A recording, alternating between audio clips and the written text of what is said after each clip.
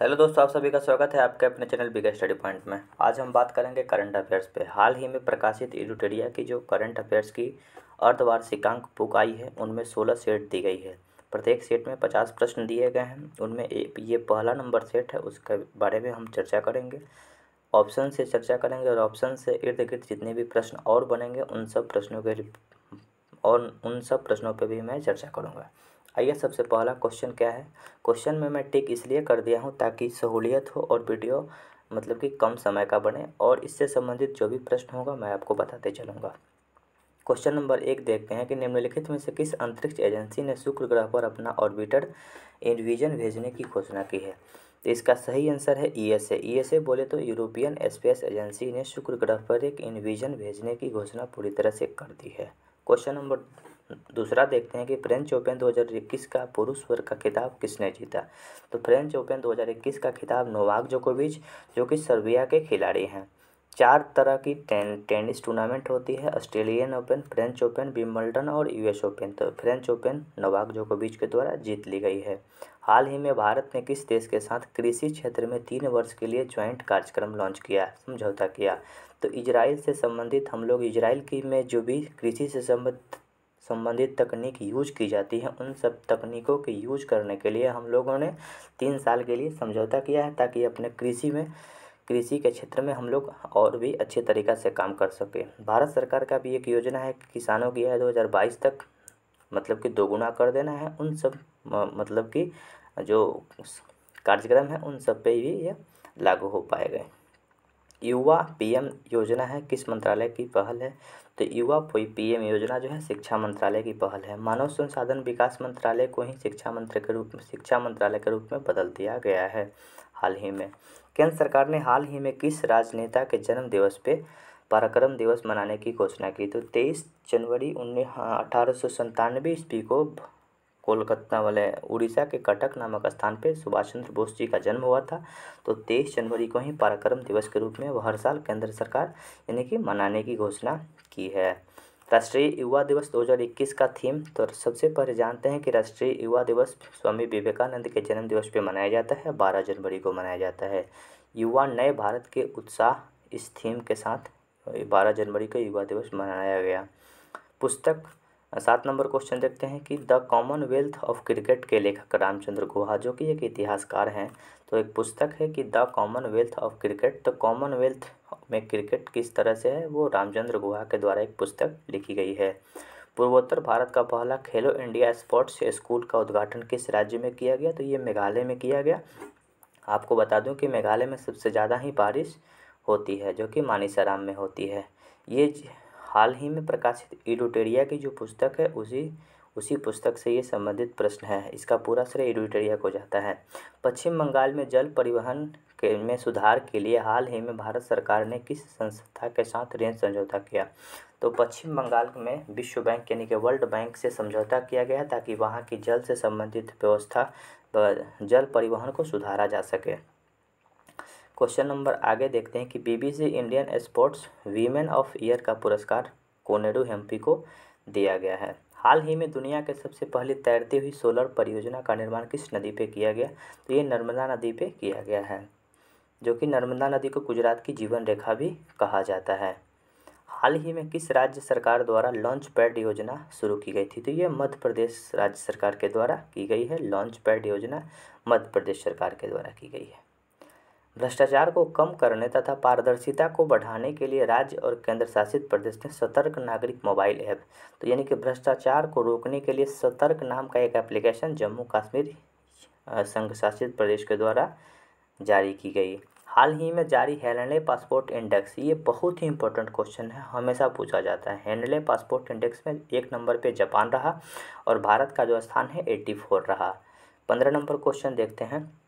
जनवरी 2021 में संयुक्त राष्ट्र संघ द्वारा जारी रिपोर्ट के अनुसार सबसे ज़्यादा भारतीय प्रवासी किस देश में स्थित है। तो सबसे ज़्यादा भारत के लोग संयुक्त अरब अमीरात, जिसको शॉर्ट में यूएई बोला जाता है, जिसकी राजधानी अबू धाबी है, वहाँ पे लोग भारत के सबसे ज़्यादा रहा करते हैं।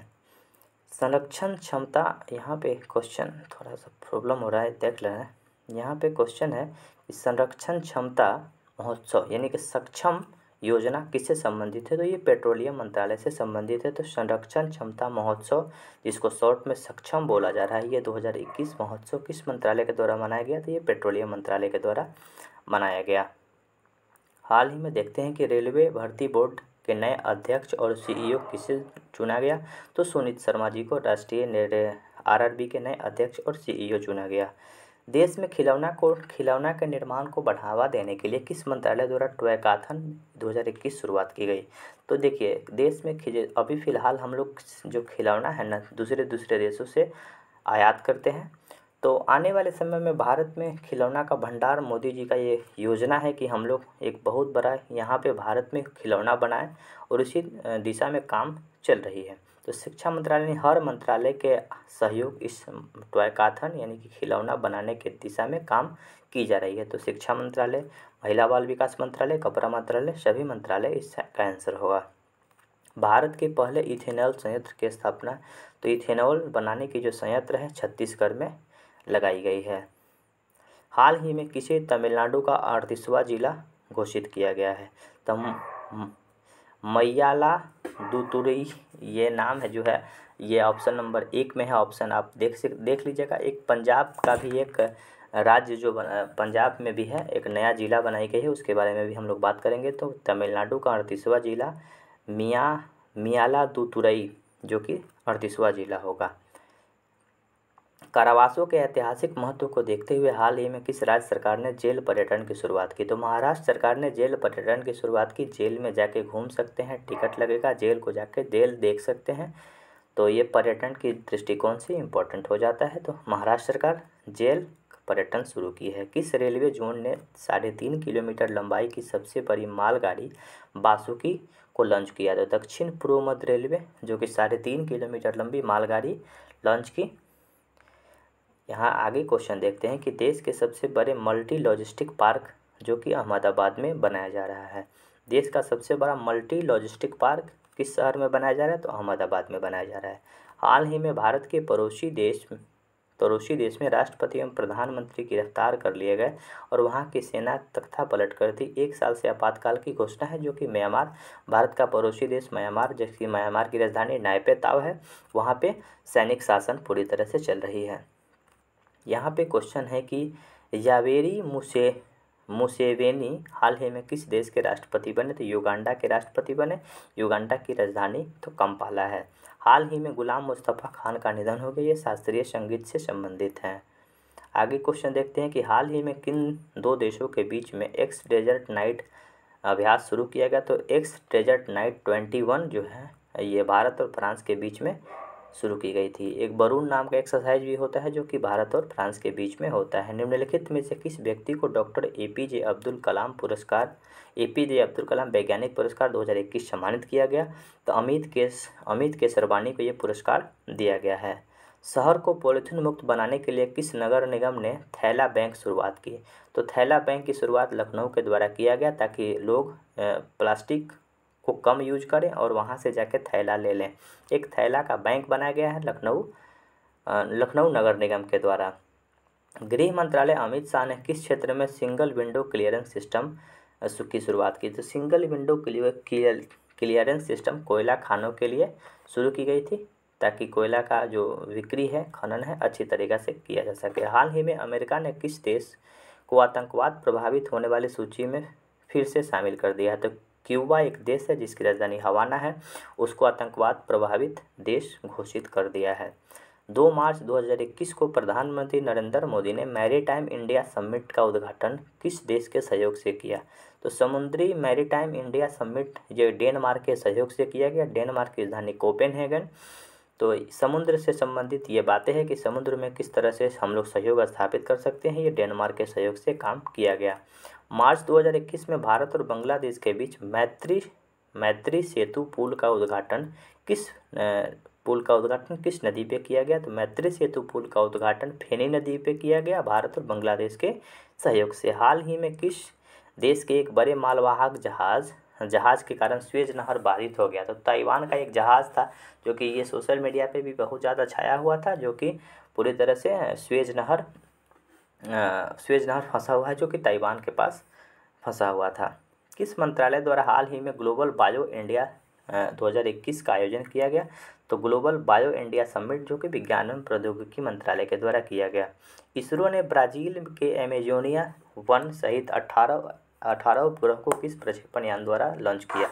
तो ब्राज़ील का एक उपग्रह है अमेजोनिया। ब्राज़ील के अमेजन नदी के ऊपर अमेजन का वर्षा वन है, उस वन को निगरानी करने के लिए ये एक उपग्रह छोड़ा गया, वो PSLV C51 के द्वारा छोड़ा गया। PSLV बोले तो पोलर सैटेलाइट लॉन्चिंग व्हीकल, जो कि भारत का इसरो के द्वारा छोड़ा गया, और 18 और उपग्रह इसके साथ छोड़ा गया।